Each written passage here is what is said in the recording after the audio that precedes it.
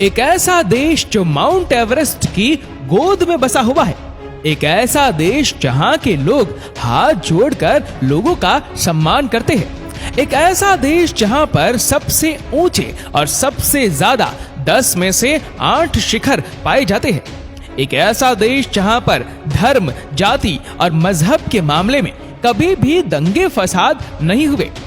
दोस्तों, आज हम बात करेंगे हमारे पड़ोसी देश नेपाल की। नेपाल, जिसे अभी तक दुनिया का एकमात्र हिंदू राष्ट्र होने का गौरव प्राप्त है। दोस्तों, नेपाल को पूरे साउथ एशिया का सबसे पुराना देश माना जाता है और उस देश का प्राचीन इतिहास काठमांडू की घाटी से शुरू होता है। नेपाल शब्द को हिंदू संत नैमी के नाम पर से ही दिया गया है, जिन्होंने काठमांडू की घाटी को बसाया था और उसकी रक्षा भी की थी। वैसे तो नेपाल पर कई सारे राजाओं ने बारी बारी शासन किया, लेकिन एक मजे की बात आपको बता दूं कि यह देश कभी भी किसी दूसरे देश का गुलाम नहीं बना। नेपाल एक छोटा सा देश है जहां की जनसंख्या है करीब 3 करोड़ के आसपास, पर फिर भी यहाँ पर 130 से भी ज्यादा भाषाएं बोली जाती है। दोस्तों, नेपाल का राजधानी शहर है काठमांडू, जो दुनिया के पहले 10 लोकप्रिय शहरों में शुमार है। 2000 साल से भी अधिक ज्यादा पुराना ये शहर कई प्राचीन मंदिरों का घर है, जो अपने समय की कहानी बयां करते हैं। दोस्तों, हमने पहले ही आपको बताया था कि नेपाल देश की पहचान है माउंट एवरेस्ट से, इसलिए तो नेपाल का नाम लेते ही हर किसी को माउंट एवरेस्ट की याद आती है। वैसे आपको बता दूं कि ड्राफ्टिंग और ट्रैकिंग जैसे एडवेंचर का असली मजा अगर लेना है तो नेपाल से बेहतर जगह कोई नहीं हो सकती। दोस्तों, पानी को इकट्ठा करने के मामले में नेपाल दुनिया में दूसरे नंबर पर आता है। अगर इसका समुचित उपयोग किया जाए तो यह देश हाइड्रो पावर के क्षेत्र में दुनिया में एक बड़ी ताकत बन सकता है। लेकिन दुख की बात तो यह है कि यहाँ लोगों को रोजाना 9 से 12 घंटे ही बिजली मिलती है और हर सीजन में 3 से 4 बार पावर कट होता है। इसी वजह से यह देश इंडस्ट्री, फैक्ट्री और ऑफिस की मूलभूत सुविधाओं के मामले में अभी भी अन्य देशों की तुलना में काफी पिछड़ा हुआ है। यहाँ पर आधे से ज्यादा लोग दिन के $1 से भी कम पैसा कमाते हैं, इसलिए इस देश को एक गरीब देश माना जाता है। भारत के अलावा भी दुनिया में कई सारे देश हैं जहां बहुत सारे हिंदू धर्म को मानने वाले लोग हैं, लेकिन आपको जानकर हैरानी होगी कि पूरी दुनिया में नेपाल ही इकलौता ऐसा देश है जो एक हिंदू राष्ट्र है। यहाँ के 80% से भी ज्यादा लोग हिंदू धर्म का पालन करते हैं और अनुपात के मामले में यहाँ सबसे ज्यादा हिंदू निवास करते हैं। हिंदू धर्म के अनुसार जैसे हमारे यहाँ गाय को लोग पवित्र मानकर पूजा करते हैं, उसी तरह नेपाल में भी गाय को बहुत ही पवित्र माना जाता है और इसकी हत्या करना गैर कानूनी है। इसलिए तो गाय इस देश का राष्ट्रीय पशु भी है। दोस्तों, नेपाल की करेंसी नेपाली रुपीस है, जिसका मूल्य हमारे इंडियन रुपीस से भी कम है। मतलब कि एक भारतीय रुपये करीब 1.69 नेपाली रुपीस के बराबर होता है। आपको शायद एक और बात पता नहीं होगी कि नेपाल और भारत बहुत ही अच्छे मित्र देश भी है। भारतीय आर्मी नेपाल में भी सेना भर्ती करवाती है और वहां के नौजवानों को अपनी सेना में शामिल होने का मौका देती है।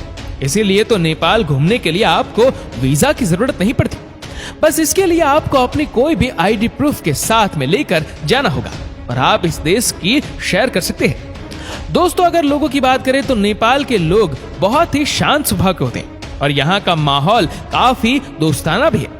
यहाँ के लोग एक दूसरे से मिलते वक्त हाथ नहीं मिलाते, बल्कि दोनों हाथ जोड़कर नमस्ते शब्द का प्रयोग करते हैं। एकता और देशभक्ति की भावना के साथ नेपाल के लोग सर्वश्रेष्ठ शिक्षित हैं, क्योंकि यहाँ कभी भी धर्म, जाति और मजहब के मामले में दंगे फसाद नहीं हुए और जातीय संघर्ष के नाम पर आज तक एक भी खून बहाया नहीं गया।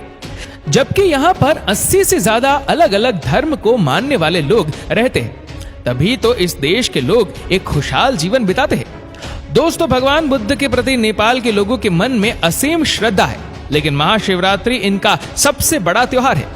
दोस्तों, नेपाल का समय टाइम जोन के आधार पर नहीं, बल्कि माउंट एवरेस्ट के आधार पर चलता है।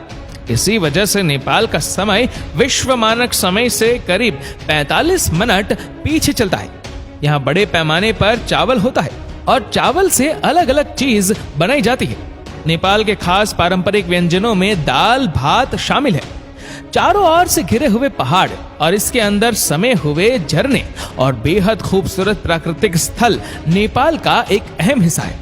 यहाँ की बेहद हसीन और खूबसूरत वादियों को देखने के लिए लोग दूर दूर से यहाँ आते हैं।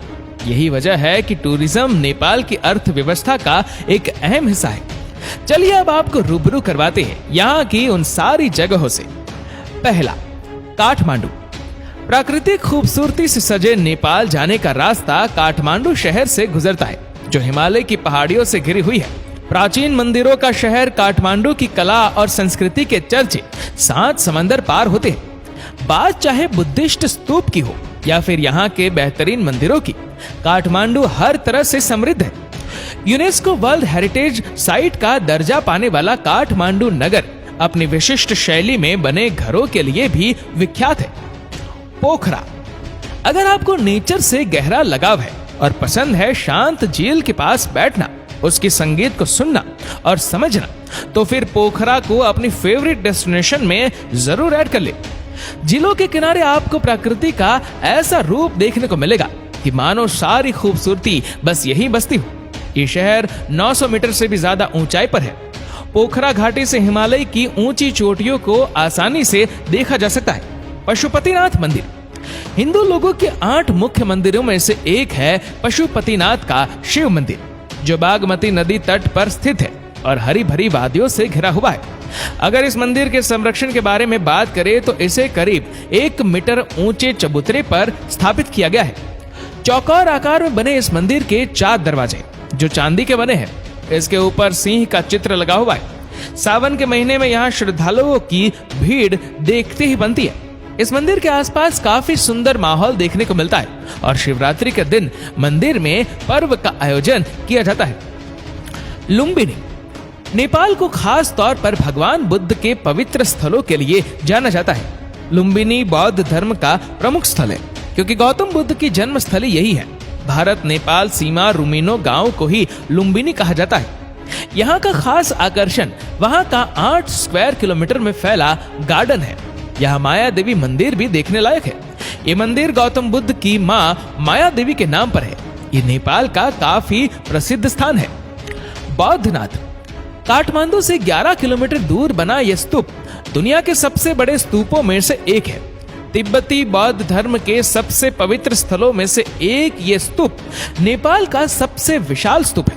इसे बुद्ध की आंख के नाम से भी जाना जाता है, जो चारों दिशाओं में खुशी और संपन्नता बांटती है। यहाँ से संपूर्ण काठमांडू का विहंगम दृश्य देखा जा सकता है। ऐसा कहा जाता है कि देवी मणि जोगिनी के कहने पर राजा मंद दीवानी ने बनवाया था। मंदिर के चारों ओर लामा और बौद्ध भिक्षुओं के निवास बने हुए हैं। उम्मीद करते हैं दोस्तों ये वीडियो आपको पसंद आई होगी। आपको ये वीडियो कैसे लगी नीचे कमेंट करके जरूर बताएगा, और अगर आपको वीडियो अच्छा लगा हो तो इस वीडियो को लाइक करेगा, शेयर करेगा ज्यादा से ज्यादा लोगों तक, और ऐसे ही और भी रोचक जानकारियों के लिए सब्सक्राइब करें हमारे यूट्यूब चैनल को और फेसबुक पर फॉलो करें हमारे पेज को। धन्यवाद।